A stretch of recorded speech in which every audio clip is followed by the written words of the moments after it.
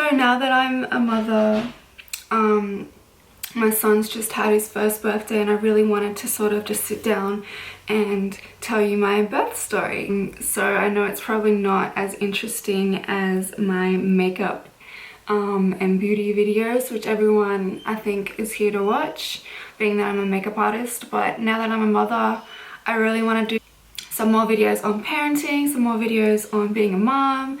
So yeah, if you're interested in my terrifying birth story, then keep watching. So it was more towards, I think, third trimester. Yeah, more towards third trimester that I really started just freaking out, and I realized this baby has to come out of my body like some way or another. So I was terrified. So I was speaking a lot to my cousin, and she's a midwife, and she was giving me a lot of tips. So there's this whole calm birthing thing, like aromatherapy oils, you know, like a lot of breathing techniques. But then she gave me some other tips. She was like, there's a lot of stuff you can do, you know, you can take raspberry leaf tea. You can drink it, or you can take the tablets. So I went and got the tablets. And what it does, it actually softens the cervix. So when you go into labor and you're having contractions, it really just speeds the whole situation up along for you. So it really just speeds everything up. I was actually taking these tablets and I didn't think they would work. I didn't know if they were going to work, but it ended up working. So I did this birthing course. So they were showing us like the vacuum and like what will happen if you're rushed in for a cesarean. And to be honest, I wasn't really paying attention. I think I had a lot of other stuff on my mind because there was a lot going on in my life during my pregnancy. So I was actually stressed out about a lot of different things. But my mom was there to support me, and she just sort of said, you know, you can do this, like this is what we're gonna do, like I'm gonna be there, like I'll be your birth partner, like don't worry about it, basically. In the birthing course, I remember just being traumatized and just looking at these women giving birth, making sounds like they're an animal, and just blood everywhere. It was just really, really scary. If I don't have control of my body, like that scares me. Like I want to know what's happening. I want to, you know, just be in control. So I already knew that my birth plan was epidural. I don't care if you want to be natural or whatever. I wanted an epidural, because why go through this pain if you don't have to, is my thing. Like it just doesn't make sense. So I just thought, you know, I had it in my head, I'm going to get the epidural and we're going to give birth and it's going to be great. The hospital I chose was a really nice quiet hospital up in the mountain area, so it wasn't near any cities. It wasn't going to be like rushed. I was going to be able to have my own room. There weren't going to be a lot of people there. I just really wanted that to be nice and calm. So I chose that. Big regret. Pick the busier hospital. Because when it comes down to it, you want to make sure that you have people there who are going to be able to help you if you need help. So I remember I was 2 weeks early, so I was exactly 38 weeks. I took one photo in the mirror of my belly the night before I gave birth. So I took the photo, and then like that night I started getting, it felt like period pain. And being 2 weeks early, I'm like, you know, like I was still in denial. I was like, you know what, I've got a lot of time, like I've got another 2 weeks. I'm not gonna give birth for like, you know, another 2 weeks, like we'll be fine. And I didn't even know I was in labor, but I noticed that the waves of the period pain was just all night long, like it wasn't going away. So I was just telling my mom and everything, and she's like, you know what, just call the hospital, see what's up. I called the hospital. They were like, you know what, it's your first baby, this could go on for like days and days and days. If you are in labor, just stay at home, just wait it out. So I stayed at home. It wasn't bad, it just felt like period pain.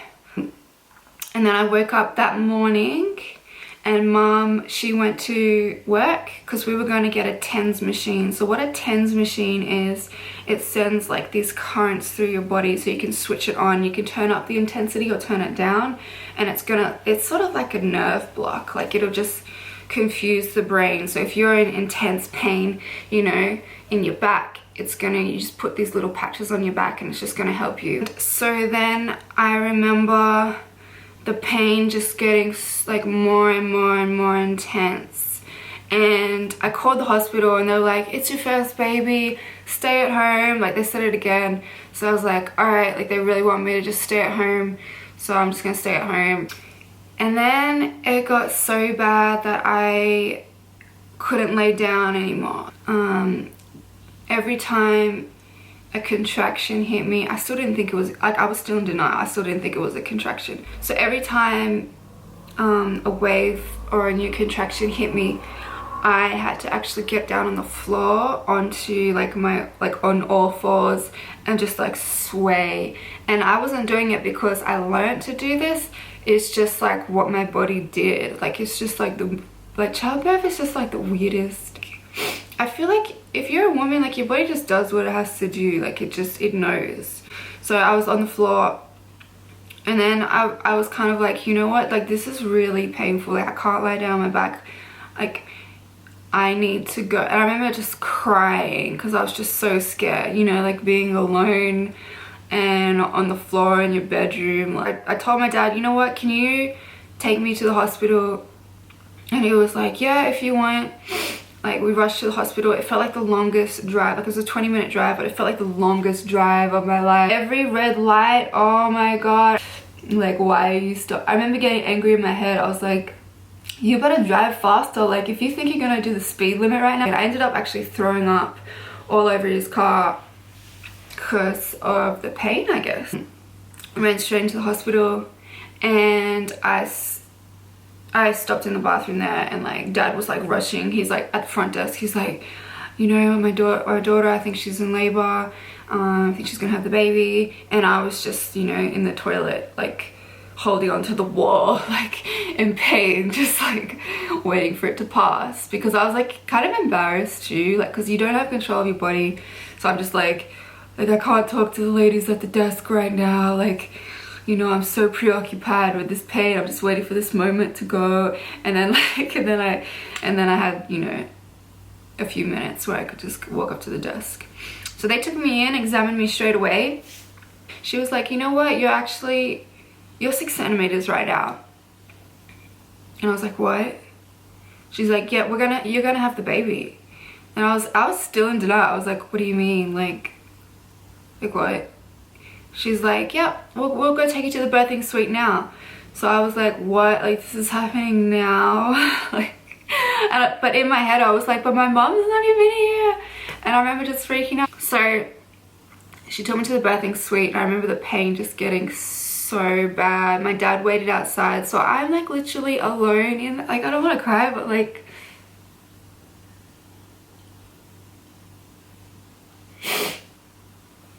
so me and my partner broke up during my pregnancy. It was a really bad relationship, and he obviously didn't want the baby, but he said, you know, if you want it, we'll have it.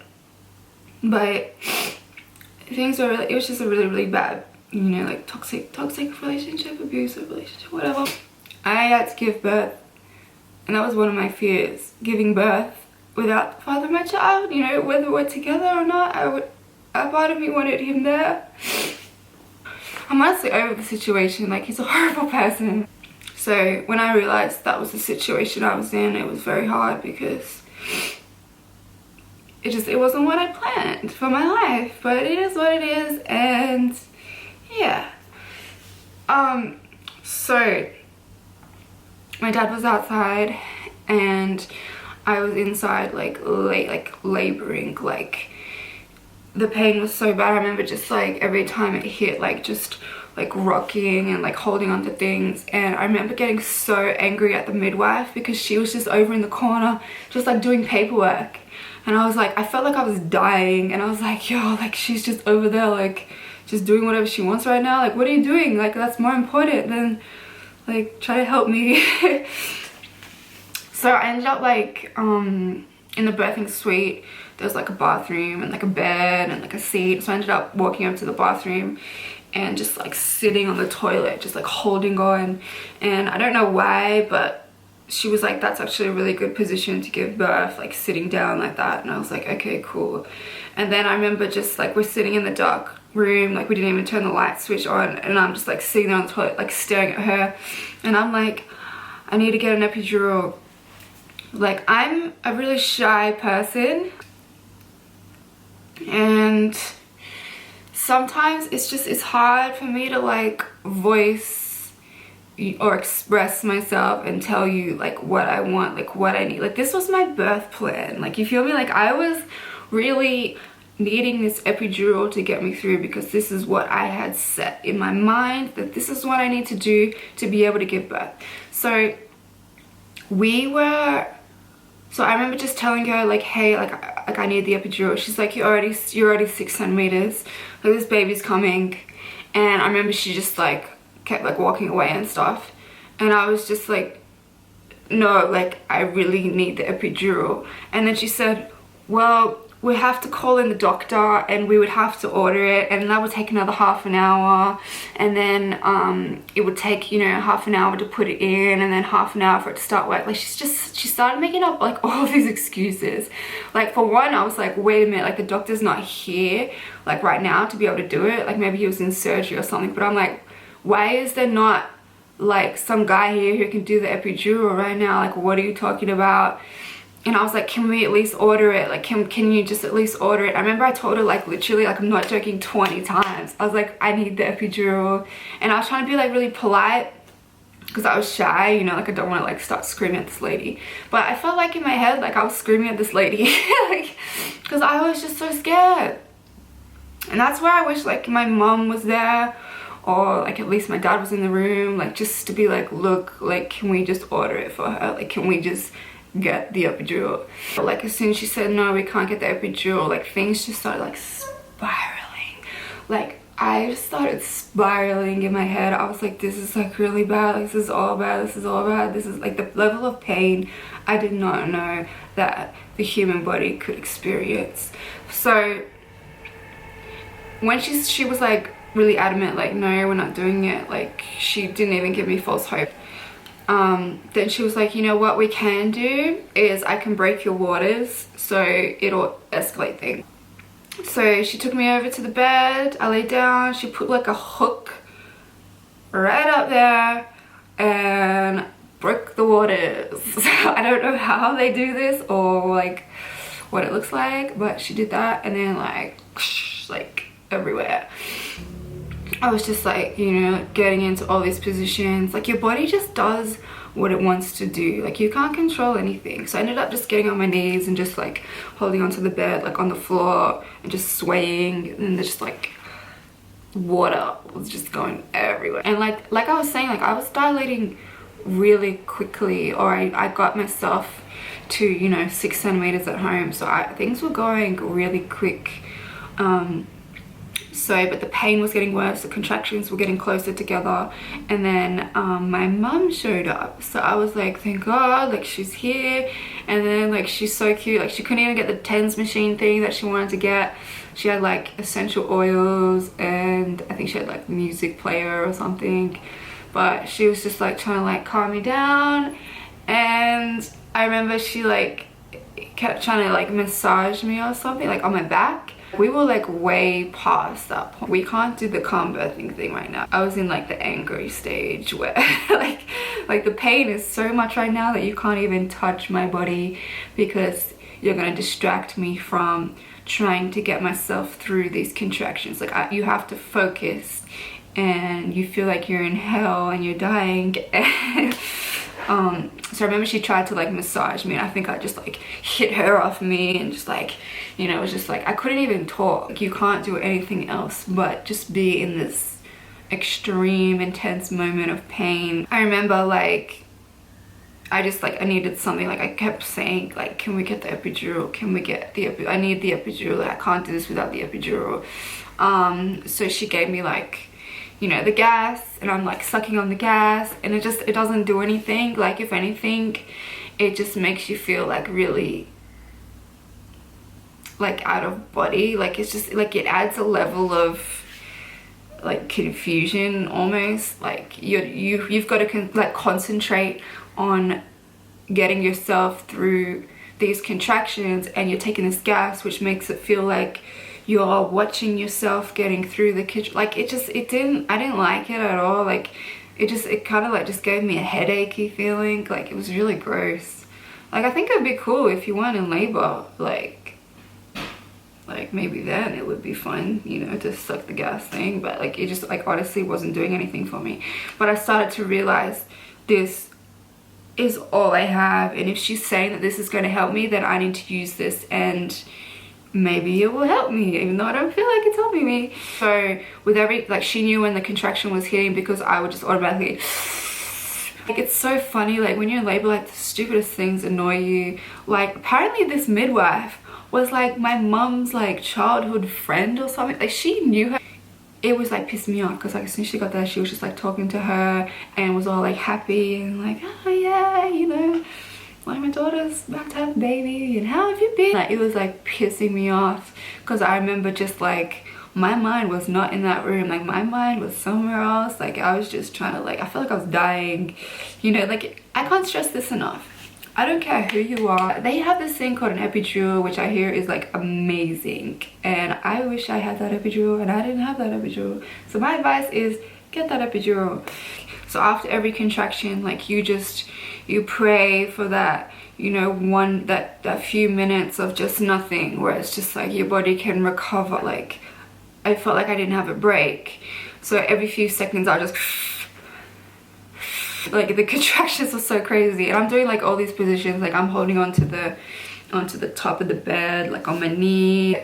She was like, you're ready, like the baby's ready. And I was just like, no, like I can't do this, like without the, like my head was still like on the epidural. Like, I can't do this without an epidural, like what's gonna happen? Like, I started like pushing in all these positions. None of them were really getting me anywhere. So I realized maybe I have to get back on my back on the bed, and I started putting, but you feel like you need to push. So every time a contraction hit and I had to push, I would just suck the gas and like push like on the out or whatever, like as hard as. Everyone's all up in your business, like, oh, you don't know what's going on down there. Like, I feel like, was I holding back? Like, I don't want to tear. Like, my worst fear was just like tearing everything. I just didn't know what to do. So I feel like I was holding back a little tiny bit, but I was pushing as hard as I could. It was 2 hours of pushing. The nurse was like, look, we're gonna have to get some assistance, all right, because we need to get this baby out, all right? And I remember just like the contractions were so close together. Like, I'm just like, all right, like still trying to push. They had to like cut me as well. Didn't really feel that either, because I was so preoccupied with the contractions. So yeah, I had an episiotomy. So the doctor came, and she was like, look, like, we have to get this baby out. We're gonna do I think it's called a VENTOUSE. It's like a vacuum situation where I remember seeing in the birthing course, like, they plug this thing onto like your baby's head, and you have to push with the contraction, and as you're pushing, they're pulling. So it's really scary how hard that they pull. It felt like they were pulling out my organs. It felt like they had hold on, you know, like my stomach or something, and they were trying to pull my stomach out of my body. Here's the other thing that I didn't know. With the vacuum, they're only allowed to pull 3 times. Then you're like basically rushed into a cesarean, because it's really dangerous. They can fracture your baby's skull. Like, there's a lot of brain damage that can happen during this technique of trying to help you get the baby out. So I didn't know that. So on the first one, I remember the feeling just so weird, and I was just trying so hard to get the baby out. The second one, they did it again. Like, I'm sucking on the gas, like there's so painful trying to get the baby out. And then on the third time, I noticed everyone's like mood changed, like, and like I said, I didn't know that the third time was the only, like, your only other chance to get the baby out. But I remember just like a real seriousness, like the nurse got super serious, the doctor got super serious.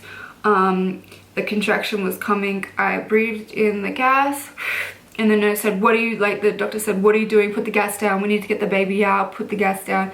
So like she took the gas away, and I was like, what, I can't do it without the gas. Like I can't do this, I still can't believe I did this.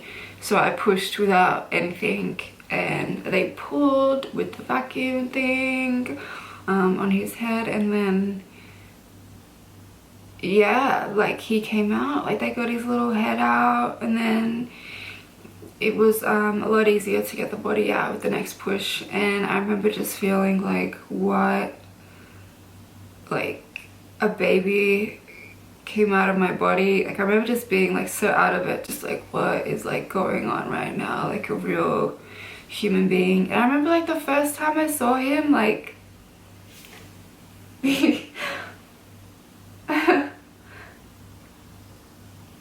it's just like really crazy. Like the first time you see a baby, like there is like nothing that will ever compare to that feeling. And I remember my mom was just like, look, like he's beautiful, like look, this is your baby. And he was perfect. He just like, you know, his little head and his little squished up face, and he was crying, and I'm sure he had a headache from what he had to go through. There's just like, there's nothing that compares. Like that love that you have for your child, like it's just like instant. Like the moment I saw him, like I was just like, wow, like that's my baby, like that's my baby boy. And I'm so obsessed with him. Like, I'm just like so in love with him. Like he's the little baby boy that I always wanted, and he's perfect and healthy, and I'm just like obsessed with him, like honestly. I knew the name that I wanted for him. I wanted Zaid. I wanted to call him Zaid. I really like Zayden, but I heard that that was a girl's name, so I called him Zaid. And yeah, it was amazing. Everything else was a blur. Like I remember just sitting there like with my legs up in the air, and they were stitching me up, and like the placenta came out and they just took it away. Like I didn't even know like the placenta came out, like until the nurse was like, oh, did you want to see your placenta? I was like, hey, might as well. She came back with it like on a plate, and I was like, okay, that's disgusting, like you can take that back out there wherever you put that. I just had this like little boy, like this little boy, and his arms were like, you know, going everywhere. He just like was there on my chest. And then yeah, I decided to try breastfeeding, and you know, I'm very thankful that I could do that, because it wasn't really something that, you know, I was never like, oh, I want to breastfeed my baby and, you know, natural birth and like all this like stuff. But I ended up, yeah, breastfeeding him for 11 months, and yeah, I'm very grateful that and thankful that I had that opportunity to do that for my little boy. Yeah, basically I just want to say, like, if you're pregnant and you're scared and you don't know what's gonna happen, and you've got a birth plan in your head that you want to stick to, just remember that you can't plan anything, and your body will do what it has to do, and there are people that will help you, and you know, like whatever happens happens. I think that's the thing, like you can't plan how some things are going to be sometimes. Thanks for watching, guys, and I really hope you enjoyed the video and it wasn't too scary and graphic for you. And yeah, so I hope to make another video soon. Thank you. Bye.